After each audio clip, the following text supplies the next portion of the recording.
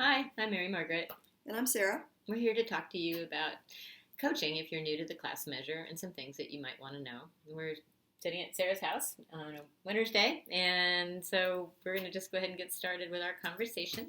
One of the things that I think is important for coaching if you're thinking about the class is using what I like to think of as parallel process. So using the same kind of interactions and a way of thinking about your time with a teacher as you would with what you would want a teacher to do with children. So, for example, you want to connect with them in an emotionally supportive way or build a relationship with them.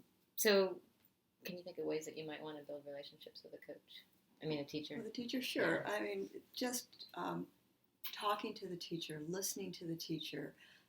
Don't go in with your first coaching session with an agenda that we're going to work on regard for student perspectives and that's it, because you have to know the teacher, and the teacher has to be comfortable with you before you can really start pushing on specifics. Well, sure. They don't trust you if you don't know anything about them. So one thing I would do as a coach is go in and have a somewhat social conversation. Absolutely. I don't need to know everything about their life, but I would have a conversation as you're getting to know somebody and let them know that you are interested in them. Because a lot of times teachers are afraid when you come in to talk to them about their class scores, and so they have they want to know, what did I do wrong, or tell me what to do, and so you need to really try to level that stress out so that they feel comfortable with you. So you show an interest, you listen to their cues, you respond to back what you think they're saying to you, and really individualize your support with those teachers so that they feel comfortable enough to take risks with you. Yeah, absolutely. I couldn't agree more. So that would be our emotional support or building relationships piece. And then there's that organizing the experience or the classroom organization. Yeah. Because I don't know about you, but when I was coaching, you don't have a very lot of time. Right. Sometimes you're in somebody's room for a little while you're coaching them, or you might have 15 minutes, or you might talk on the phone, but you really don't have a lot of time. And so classroom organization with kids is about not wasting time. Right. So, letting the teacher know what to expect and how you're going to go about coaching. I know a lot of times with that feeling of fear, I don't know what to expect, I don't know what this means. And so being clear about your expectations. Absolutely. Having a plan for what you're going to do. Let's see what else comes to mind. Well, definitely being very clear about the expectations, because there are so many different definitions of what coaching is, and so teachers, as you mentioned, really need to know what to expect from their coach. And then, if we're also thinking about having that emotional support piece, then having some regard for the teachers, then they've probably worked with the coach to identify the area of the class that they're interested in working on. Right, so focusing on that. Focusing on that, having it documented in some kind of an action plan from the previous week.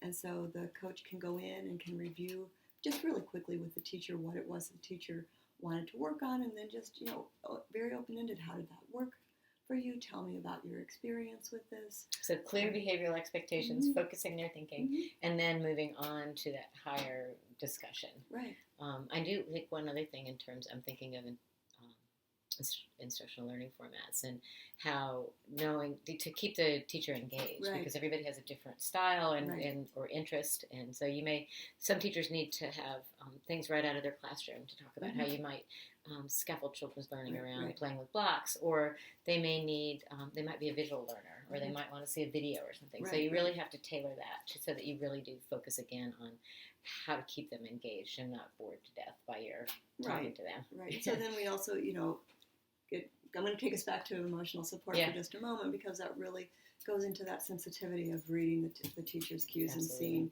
seeing, is the teacher interested in this? And there may be times when the two of you have agreed that the teacher is going to focus on a specific dimension of the class, but then something happens, and it's really important to the teacher that she talk about that instead. So maybe there's a new child who's come into the classroom and they're having adjustment problems, and she really wants some ideas about that. And so the sensitive coach is going to put that aside in order to address those needs, and, as you said, keep the teacher engaged in the coaching Absolutely. process. Just like with a child, if they're having an issue and a need and you're dismissing it, they're not going to be able to think or trust you to really care about what they're doing.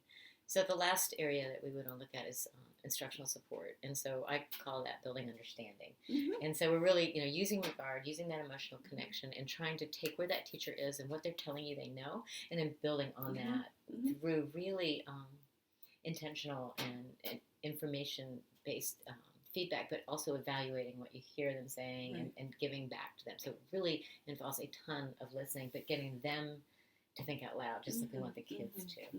Yeah, and so I can think, I'm a big proponent of videotaping teachers' practices, and I've been videotaped myself a lot of times, and I found, like right now, but I found as a teacher being videotaped was really helpful because I could sit back and watch it, and with the advent of iPhones, videotaping is really easy. But part of what I'm thinking is that identifying those areas where they want to know more, and then having them watch themselves and identify when they see themselves doing those kinds of interactions that they want to work on, and then if they weren't able to do those types of interactions, to have them sit back and think with you and brainstorm ways that they might have done them during that exact same activity. Or analyze and reason about what was going on. Exactly. How did that happen? What do you think was? Yeah, I love that idea, and creating new ideas to be able to do that.